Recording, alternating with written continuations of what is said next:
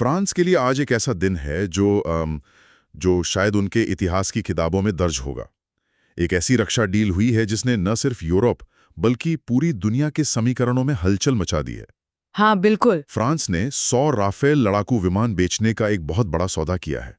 और ये उनके इतिहास का अब तक का सबसे बड़ा सिंगल डिफेंस एक्सपोर्ट ऑर्डर है। 100 विमान, ये सच में बहुत बड़ा नंबर है। और ये सौदा हुआ है युद्ध के बीच फंसे यूक्रेन के साथ। पर बात सिर्फ 100 राफेल जेट्स की नहीं है। नहीं। इस पैकेज में दर्जनों Sam empty air defence system, मतलब लंबी दूरी की मिसाइलें और उससे जुड़ा पूरा साजो सामान भी शामिल है। तो जाहिर है ये एक बहुत बड़ी खबर है। बिल्कुल, लेकिन अगर हम इस खबर की सतह के नीचे देखें तो ये कहानी सिर्फ पेरिस और कीव की नहीं है। अच्छा? इसमें एक तीसरा और शायद सबसे अहम किरदार भी है, जिसके बिना ये कहानी अधूरी है, और वो है भारत। भारत सुनने में थोड़ा अजीब लग रहा है। हाँ, पर फ्रांस की जबरदस्त कामयाबी की स्क्रिप्ट आप कह सकती हैं कई साल पहले दिल्ली में लिखी गई थी। अच्छा, ये तो बहुत दिलचस्प बात है। मतलब एक डील यूरोप में हो रही है और उसकी जड़ें भारत से जुड़ी हैं। तो चलिए इस पूरी कहानी को परत दर परत खोलते हैं। ये समझने की कोशिश करते हैं कि कैसे फ्रांस की डिफेंस इंडस्ट्री आज दुनिया के टॉप 3 एक्सपोर्टर्स में शामिल होने की कगार पर है, और इस पूरी कहानी का भारत से क्या कनेक्शन है। तो सौदे की बारीकियों पर आते हैं। जैसा कि हमने बताया, 100 राफेल विमान और साथ में सैम्ट एयर डिफेंस सिस्टम का एक मजबूत नेटवर्क। हाँ, सोर्स में जो तस्वीरें आई हैं उनमें यूक्रेन के राष्ट्रपति ज़ेलेंस्की और फ्रांस के राष्ट्रपति मैक्रों इस डील को साइन करते हुए दिख रहे हैं। जी, और उस माहौल से ही सौदे के जियोपॉलिटिकल महत्व का अंदाजा लगाया जा सकता है। देखिए, इस सौदे का महत्व इसलिए भी बहुत ज्यादा है क्योंकि यूक्रेन के पास विकल्पों की कमी नहीं थी। मतलब दूसरे ऑप्शंस भी थे उनके पास। बहुत थे। अमेरिका उन्हें लगातार F-16 देने की बात कर रहा था। स्वीडन का ग्रिपेन एक बहुत ही सक्षम और सस्ता विकल्प था। अच्छा। यहाँ तक कि यूरोफाइटर टाइफून और अमेरिका का FA-18 सुपर हॉर्नेट जैसे विमान भी रेस में थे। इनमें से कई विमान कीमत में भी राफेल से शायद कम पड़ते। तो फिर राफेल ही क्यों? क्या ये सिर्फ परफॉर्मेंस की बात है या कुछ और भी है? देखिए, इसके 2 बड़े कारण हैं। पहला तो ये कि राफेल अब सिर्फ कागज पर एक अच्छा विमान नहीं रहा। कॉम्बैट प्रूवन है। बिल्कुल, ये युद्ध में परखा हुआ हथियार है। लीबिया से लेके कई दूसरी जगहों पर इसने अपनी काबिलियत साबित की है। और दूसरा कारण है जियोपॉलिटिक्स। यूक्रेन किसी एक देश, खासकर अमेरिका पर पूरी तरह निर्भर नहीं रहना चाहता। अच्छा, डाइवर्सिफाई कर रहे हैं वो। हाँ, फ्रांस से डील करके वो अपनी रक्षा सप्लाई को डाइवर्सिफाई कर रहा है। लेकिन इन सब के बावजूद राफेल को चुनना, वो इस विमान की बढ़ती हुई साख पर एक तरह की वैश्विक मोहर है। और इसी साख की कहानी भारत से शुरू होती है, जैसा आपने कहा। जी हाँ, बिल्कुल।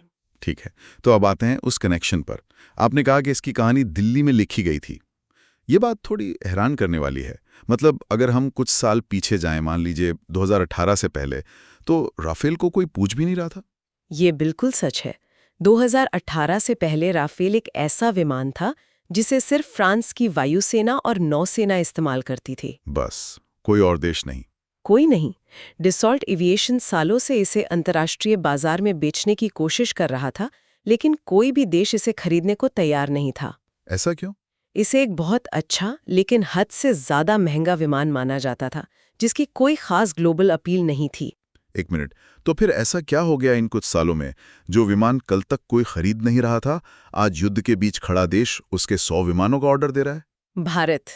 भारत के खरीदने से ऐसा क्या बदल गया? देखिए, भारत की रक्षा खरीद प्रक्रिया दुनिया में सबसे जटिल, सबसे लंबी और सबसे कड़ी मानी जाती है। ये तो मैंने भी सुना है।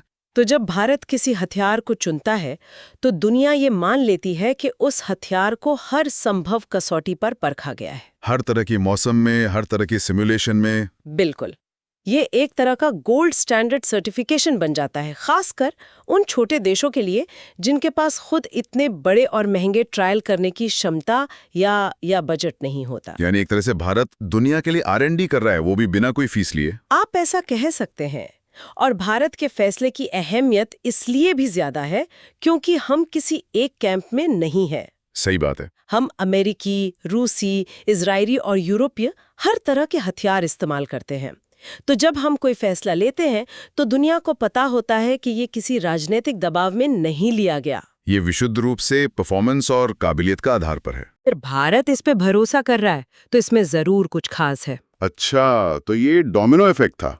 भारत ने पहला पत्थर गिराया और फिर एक एक करके सब गिरते चले गए। हाँ, मैंने पढ़ा है कि भारत के बाद कतर ने राफेल खरीदे, फिर मिस्र ने, फिर ग्रीस, और अब तो लिस्ट बढ़ती ही जा रही है। बिल्कुल, लेकिन इसमें एक और दिलचस्प बात है। वो क्या? जो शुरुआती खरीदार थे, जैसे कतर और मिस्र, वो पहले से ही फ्रांसीसी हार्डवेयर इस्तेमाल करते थे, मिराज 2000 वगैरह। तो उनके लिए एक तरह का अपग्रेड था। हाँ, असली गेम चेंजर तो ग्रीस जैसा देश था, जो पारंपरिक रूप से अमेरिकी F-16 उड़ाता था और तुर्की के साथ उसका सीधा तनाव रहता है। सही। जब उन्होंने F-16 के ऊपर राफेल को चुना, तब यूरोप में खतरे की घंटी बजी कि ये विमान अब सिर्फ एक फ्रेंच विमान नहीं रहा, ये ग्लोबल प्लेयर बन गया है। और आज यूक्रेन की ये डील उसी सिलसिले की सबसे बड़ी कड़ी है।